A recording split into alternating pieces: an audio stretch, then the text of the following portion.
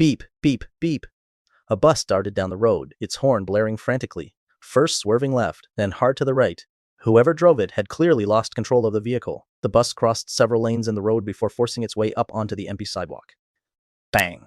The bus came to an abrupt halt as it slammed into an electric pole, which promptly fell down onto the vehicle.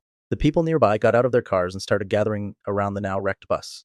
The doors of the bus opened, with the passengers inside spilling out with a panicked look. Someone call 119. A shout come amidst the escapees. The driver dying. The 3rd of October, 2031. A bus driver by the name of Han Maru passed away. He was 45 on the day of his death. What were your regrets in life? It was the first thing on Maru's mind as he opened his eyes. He heard the sound of waves crashing against the beach near him. A cool breeze washed over his face as he sat up to look around. You're awake. I was just about to wake you up. A voice of a woman came up from behind him, confusing him even more. Maru understood his situation as soon as he heard the woman in the white shirt. So I died, Maru confirmed. The woman simply affirmed his suspicions. Yes, you did. The woman started walking forward with fairly wide steps. Maru paced himself a little bit faster than usual to try and keep up. After around a minute of walking, they came across the sole parasol in the entire beach. The woman motioned onto the chair underneath. Please sit. And so Maru did. The woman continued after sitting down on a chair herself. Mr. Han, you died precisely on the 3rd of October, 11 hours, 23 minutes, and 14 seconds. Do you remember how you died? Maru recalled the event almost as if it were a distant memory.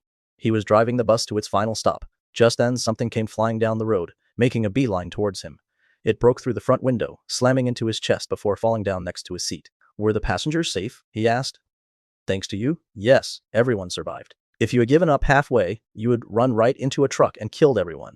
The woman responded. Would you like to live your life again? Maru became speechless for a second. What? At that moment, an old lady in white traditional attire walked out from behind the woman. Maru knew this lady very well. She was his neighbor, Mrs. Yu Bolka. Mrs. Yu decided to give her chance to you, Mr. Han, the woman said. The old lady walked over to gently grip Maru's hands. I lived fairly happily thanks to you. I'm grateful for the fact that you cared for me more than my children. He didn't do it because he expected anything back. He just wanted to see the lady smile every once in a while. You're saying I can live my life again in your stead, mother? He asked. The woman affirmed instead from the side. Yes, she said. Maru shook his head firmly in refusal. You shouldn't, mother. I don't deserve. The old lady cut him off in the middle of a sentence. I'm not interested in living my life again. It was horrible. I do not want to experience war again. I don't want to live a life where I have to run away all the time again. This is much better for me. All my friends are with me up in heaven as well. The lady smiled gently before continuing. But you're different though, Maru. You're still young. I could bear to see you go just like that. The lady gripped Maru's hand a little tighter. Consider this a gift for talking with me all the time. Mother. Maru didn't know what to say. Please accept this chance for me. With that, the lady faded away from view. Maru just turned to look at the woman in a daze. There are a few restrictions, of course, she explained. Your memories won't be complete, so you can win lotteries with your memories. Can I really begin again? The woman nodded in confirmation. Maru started to ponder. Me though, you can meet your current wife, she answered the question for him. The choice to meet her again is up to you, of course, Mr. Han. Ah, you'll also get a few abilities going in. Iperids. What sort of abilities? The woman didn't seem to want to answer his question this time, though. Consider it a gift for making many people happy. It to also something from Mrs. Yu, who just went back up to head. She's someone who spread around unspeakable amount of kindness to the world as she lived. That's why I offered her to live again. Though that gift has now been given to you. The woman extended her hand towards him. There was a small pill sitting in her palm. If you eat this, you'll be able to go back to your teenage years. By the first year of high school, she answered. You'd be able to know a bit more when you wake up. Maru received the pill. The woman was smiling towards him. Please don't now be so giving in this life. It did good that you tried to make others happy, but you sacrificed so much doing it. Maru smiled faintly. I don't think about other people that much.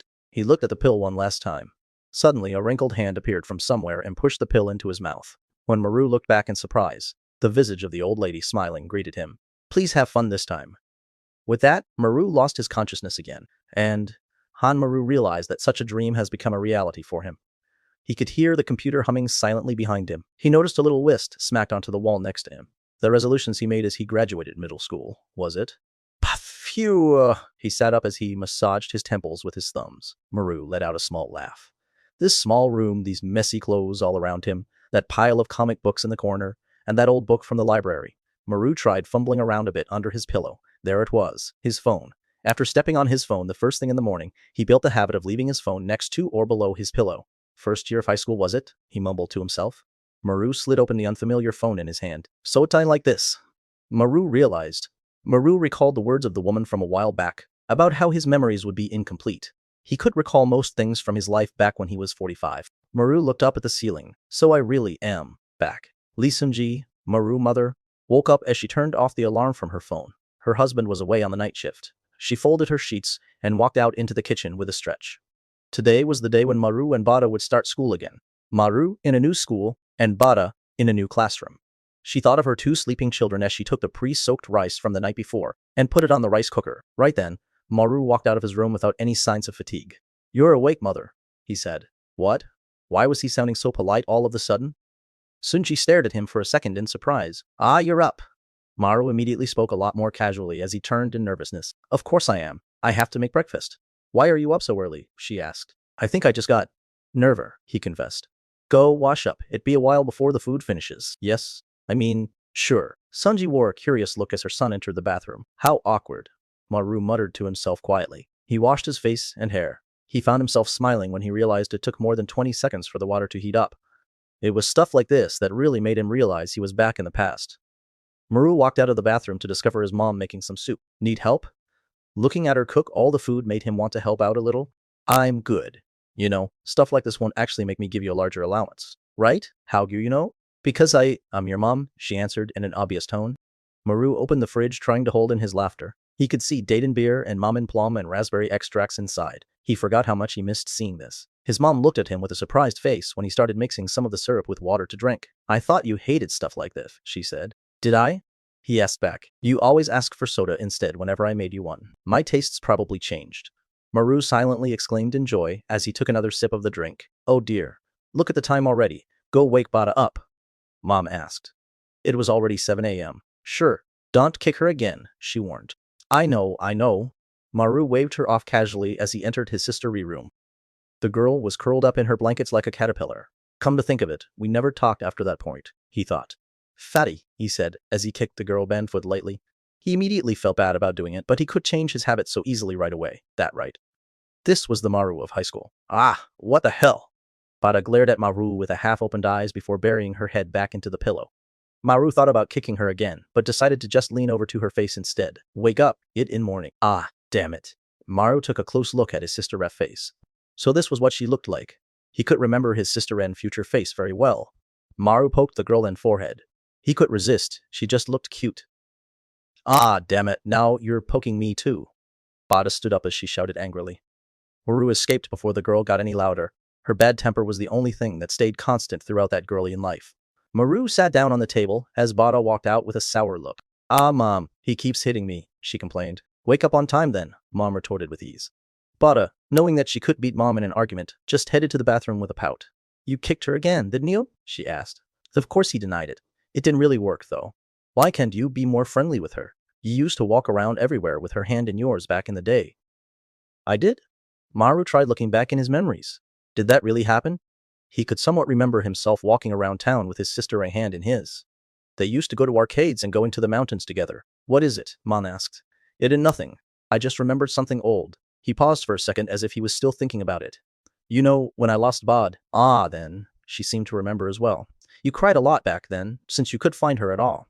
I did. Of course you did. Anyway, here, have some food before you go. You got your bag right? Don't they get on your teacher a bad side, alright. Make some new friends too, you only get your real friends in high school. I know, I'm not a kid, you know? Of course you are. Don't I hang out with weirdos? Okay, IV back. Be careful of cars. Mom and goodbyes never really changed. Be careful of cars. She started saying it after Maru's grandfather passed from a car accident. Maru opened the door and stepped out. The cold air of the morning whipped across his face. It was March, getting a little warmer, but still closer to winter than spring. Maru walked down to the first floor and unlocked his bike from the stand. Haven't seen this baby in a while. A casual bike armed with a simple shift. Maru hopped onto the bike and started pedaling. The air between his fingers felt frigid, but even this made him want to shout in joy. I really back, he muttered. An image of Mrs. Yu flashed over his vision for a split second. Thank you for giving me this chant. He prayed in thanks. Maru stopped at a crossing for a second to take out his MP3. It had been a long while since he's seen one. He plugged the earphones into the jack and started listening. Most were songs from singers in the early 2000s. This is good stuff, he found himself muttering. At least it was far better than those so-called K-pop songs with English mixed all over the place. He much rather preferred listening to songs he could actually understand. Maru stepped on the pedal as he sang along to some of the lyrics. The love I have for you. After around 30 minutes of pedaling, he could see the school coming into view. That still looks the same. Then again, it would be strange if it did. A rectangular complex made with brownish bricks right in front of the building was a small podium meant for the principal. The field in front of the podium was a little larger than your average school lane. There was even a basketball court in the right corner of the school. And for whatever reason, they even had a little pavilion next to it as well. Around there was also a small water fountain. Maru walked over to the main entrance. He found more and more students around him in their personal clothes. He too was in casual wear as well. As he neared the entrance, he started, feeling a strange sense of nostalgia and fear creep up from inside him. He could see a familiar face standing in front of him. The disciplinary teacher. The bald terror was standing in front of the door with the scissor in hand. Maru found himself clicking his tongue in disapproval. He had bad memories of getting his hair cut by those scissors. Come on, faster! Hey, you, what that on your hair? One of the boys got caught by the teacher. The boy didn't seem like a first year. He waddled over nervously in front of the teacher. Ha, wax! Trying to look cool on your first day? The teacher glared. I'm sorry, the kid mumbled. 3 laps around the field and come back to me. Got it, yes sir. I'm going light on you since it's the first day, alright? Yes sir. The boy threw down his bag and started running. Maru passed by the teacher as he observed the scene. After locking up his bike, Maru walked up to the second floor where his class was.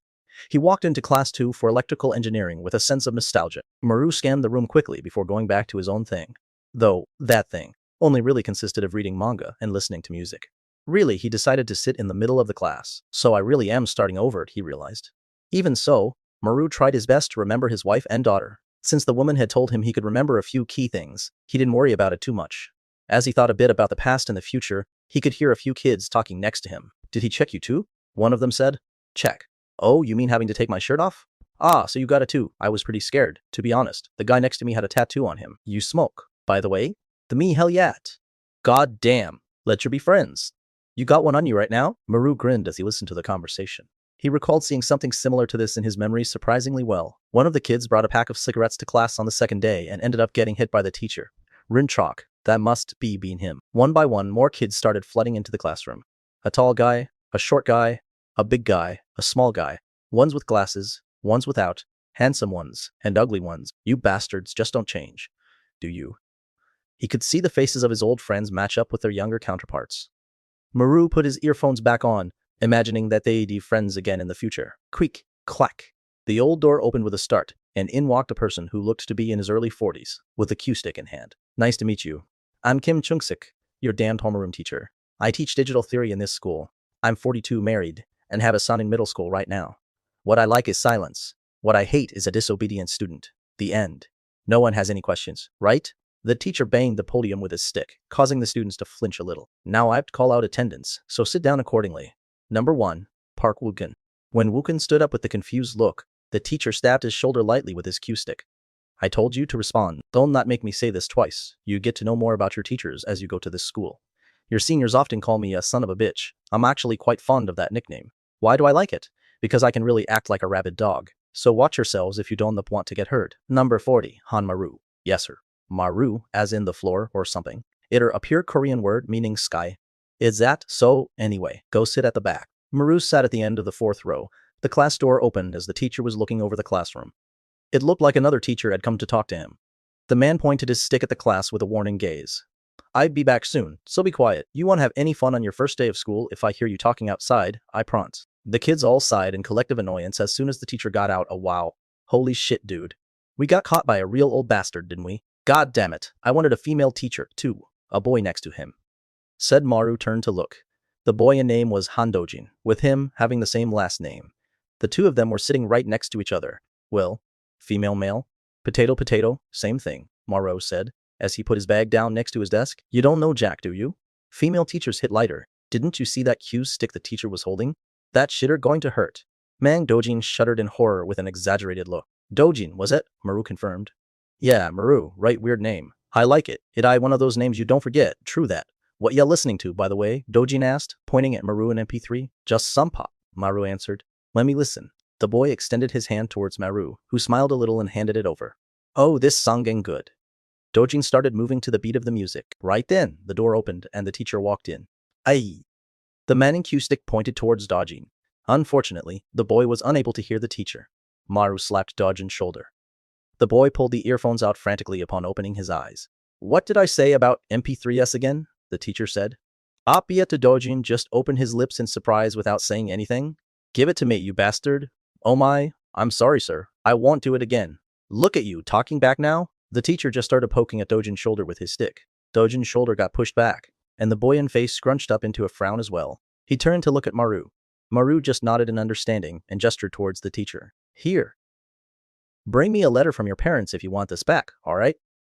The teacher returned to the podium, just looked forward. We do not want the teacher noticing us again. Dojin nodded in response. Right. Then, I was a little worried because of his appearance. He seems like a good guy though, thank goodness. Maru saw something strange floating above Dojin's head. What the heck is that? Maru for a second saw that. Above Dojin's face, he blinked a few times thinking that he was just imagining things, but it just didn't go away. A word bubble. A pink bubble was floating above Dojin's head. Maru looked at Dojin again. But the word bubble, what there anymore? Does it have some sort of a requirement? The bubble disappeared in an instant. Let them have a decent 1 year together. You hear? The teacher said. I was just going to listen to it for a second. Dojin immediately gave his apologies. He seemed to be fairly sensitive to stuff like this. He was a guy who knew to be sorry. That made Maru pretty happy. Honestly. Compared to all the others he had to deal with in the past, Dojin was a saint. Don't think worry about it. He will give it back in a few days, Maru said. Right, he should give it back, right? If he does, I might as well just buy another one. It isn't too expensive anyway. Hey, it is. I thought that was a new model. The ones that are like 250,000 won. Ah.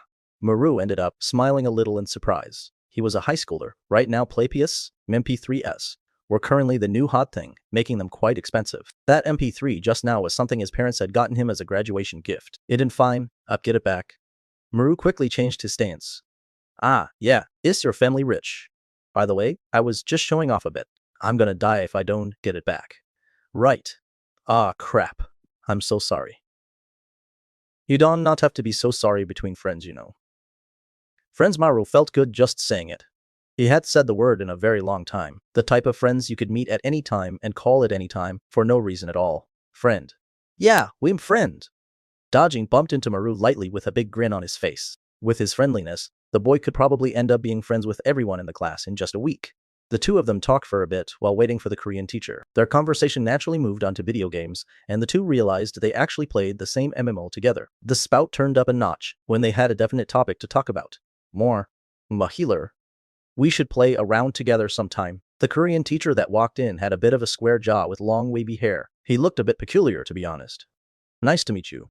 I'm Park Moon-jung, and I be teaching you kids literature for the next year. I know none of you will bother remembering my name anyway, so just call me Literature.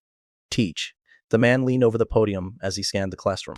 Unlike with his homeroom teacher, Maru could help but grin when he saw this teacher. He must have had many good memories with this person. You're a bit disappointed, aren't you? Since there are no girls here. No one answered.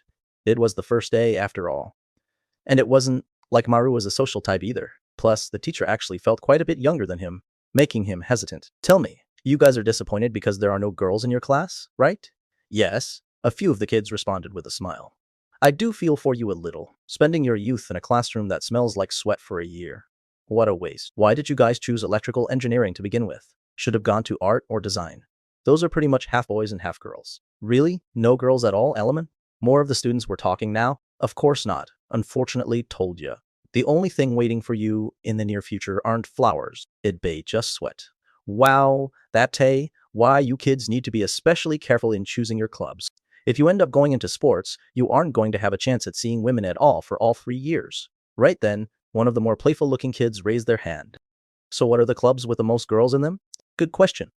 People need to know how to ask questions like these if they want to live an easy life. Applaud him. Guys, clap, clap, clap. The teacher had a thing for making class seem recreational. Maru clapped enthusiastically as well clubs with girls. First of all, there's the Manga Club. They have a few girls there. Also, the Origami Club, and then the Movie Review Club. I'm probably going to be the advisor for that club this year. After some more casual talk with the teacher, the kids began to introduce themselves one by one.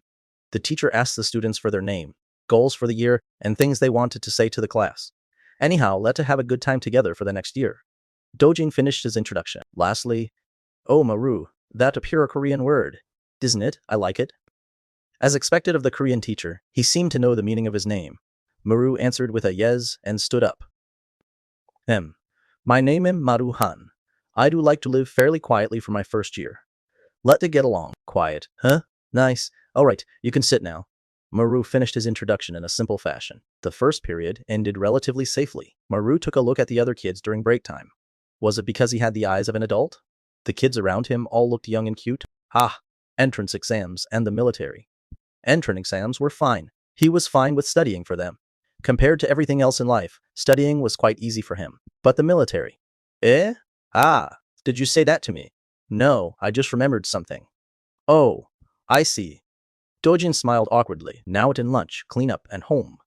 Dojin shouted in joy. School finished at 2 p.m. since it was only the first day. He started walking towards the cafeteria with Dojin. The school was shaped like a capital league. One side was the main building with all the classes, and the other side had all the labs. The cafeteria was next to the lab building. Maru looked up at the unfinished gymnasium with a grin. The principal used quite a bit of money building it, but he ended up blocking it off after it completed. They only really used it for festivals. The menu today was fried fish, doenjang soup, and spicy braised tofu. Poop soup. What soup? Oh, I meant doenjang soup. Maru looked for other kids in his class. Over there. Since most of them at least knew each other's faces, they were all gathered around one table. The same went for other classes. No one really knew each other though.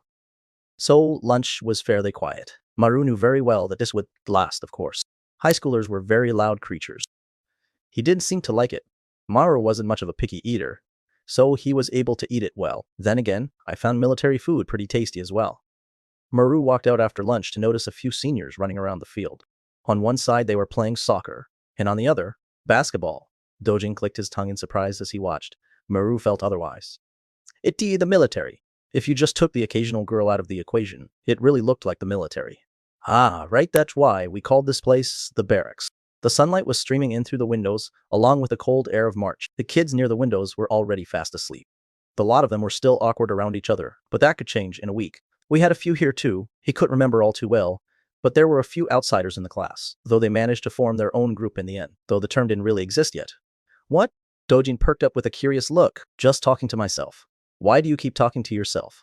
Talk to me too, bro. Just go back to sleep. You look sleep. True that I am sleepy. Dojin slumped back down on his desk. Asterisk. Don't be late. We're going to start cleaning out designated areas starting tomorrow, so remember that. The teacher exit the room after smacking the board lightly with his board. Where do you live? Woldon. That and pretty far. Do you bus here? Bike. Don't you feel cold? Yeah, but you're cheaper for sure. Fair enough. See you tomorrow. Maru waved as he left the classroom. The first day went by well. He thought he might make a few mistakes due to his memory, but that never actually happened. This place never changed. He spent quite a bit of money over the 3 years in high school. His entire friend group would assemble in the PC Bang after school. Whenever one of them say, go, he played StarCraft, Warcraft, and Lineage harder than he ever studied. I wonder if he'd play games in this life. Maru turned away from the PC Bang as he thought to himself, a new life. Fun life. What would a fun life entail? Maru could quite remember what he'd done for 45 years. Jobs. Maru slowed down a bit. He could see a cloud floating right above him. I didn't think I lived a bad life. But I didn't really live a good one either, huh? Work before dreams, things he had to do. Came before things he wanted to do. He never took risks, and he never looked far off into the future either. Maru clicked his tongue without even realizing it. Well, he did have one. So if anything, his life was just so-so. How do I want to live? That question came at Maru now harder than it ever did in the past 45 years. Asterisk. Maru stepped into the house with a heavy face. How was school? Not weird or anything? Mom asked him a question after a small pause. She seemed to be a bit worried.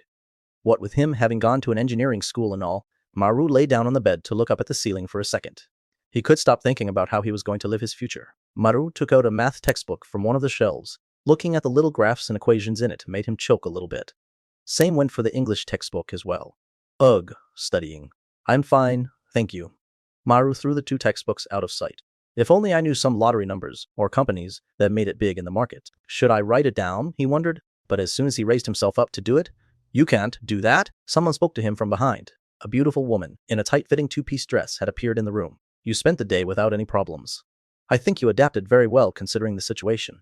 Are there many people living their lives again like me? Of course. But not many actually realize that they've come back to the past. Yes. It another gift for you from Miss Ya, of course. You'll have to figure out how to use it yourself. That what makes life fun, isn't it? Looks like you figured it out. That right. The abilities could help you in life, but it could make things very complicated for you as well. Nothing is free. The sentence came to him quite strongly. Maru nodded. He realized again and again that Hei returned to the starting point that made this first step all the more important for him. We won't to be meeting again, not unless something bad happens. Is that so? In any case, I hope you live a fun life. I hope you make the right decision, the woman whispered to him in a barely audible voice. Maru stared up at the ceiling for several minutes after the woman disappeared. Mom called him out from the living room to eat dinner. Smells good, he said, walking out of his door. Did your taste buds change overnight? I thought you didn't like this stuff. Oh, is that so, sir? You're all grown up, Mom asked in a teasy tone. Maru just decided to sit down and start eating. It tasted familiar, homely, like something that just made him smile. Oh, you're here, Bada, here, have some food, Mom said, as she watched Bada enter from the front door. Sigh. Mom put down the bowl of rice she had been filling. Maru understood that feeling completely. Han Bada.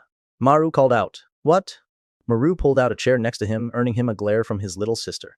He pointed to the chair. Neat. At least, just one bite. I'd be eating here every day from now on too, so you should eat a little bit. Bada glared at him from the side, but he just decided to ignore it. The girl really just ate a single bite before leaving. Thank you for the meal. I'd do the dishes. I'm good. Just go study. Didn't you say you wanted to be the snake-eating head or something? Snake-eating head. The word made him grin. He was reminded of the conversation he had with his mother. A week passed. School life went by without any problems. Maru was keeping good on his promise about leading a safe school life. Maru got off his bike as he arrived to school. Today, too, there was the disciplinary teacher, keeping his eyes out like a hawk over the front gate. Just go cut your hair already before I just shave all of it off. Maru, on the other hand, was able to pass by without any problems. For some reason, he was just more comfortable with a buzz cut anyway. Why did he care so much about hair again? He couldn't even remember. Maru went to the small bike lot next to the parking lot. He couldn't help but notice one of the bikes there. 3-day DAS really was great for indoor shoes. Never change. 3-day DAS, a few of the kids waved at him when he stepped inside. He made friends with a few of them in a week. Maru took a look over the class. It was already split into several groups. A few groups formed by social kids merged together to form a bigger group in the class. You're here? Dojin raised his head from the desk to greet Maru. There was some drool on his mouth from mapping on the desk. Wipe away your saliva. Ah, yeah. Dojin wiped it off with his sleeves. Maru made good friends with the boy over the past week. It was surprisingly easy, since the boy was already very social to begin with. The boy put on an apologetic face pretty much immediately. By the way, your MP3. Don't worry about it. Ah, I'm really sorry, dude. Stop saying it before the word gets stuck to your mouth, dude. Despite how scary that teacher was, he worked up the courage to keep talking to the man. Dojin really was a good guy. I'd just buy you one if I can. That get it back, he said. Maru just waved him off. It wasn't anything that important, anyway. Actually, he was glad he was able to discern Dojin character with just an MP3. Here, Maru, try this. Dojin threw him a cookie from his bag. The boy seemed to have tons in his bag. He even seemed oddly proud of the fact that they took up the space for textbooks in his bag.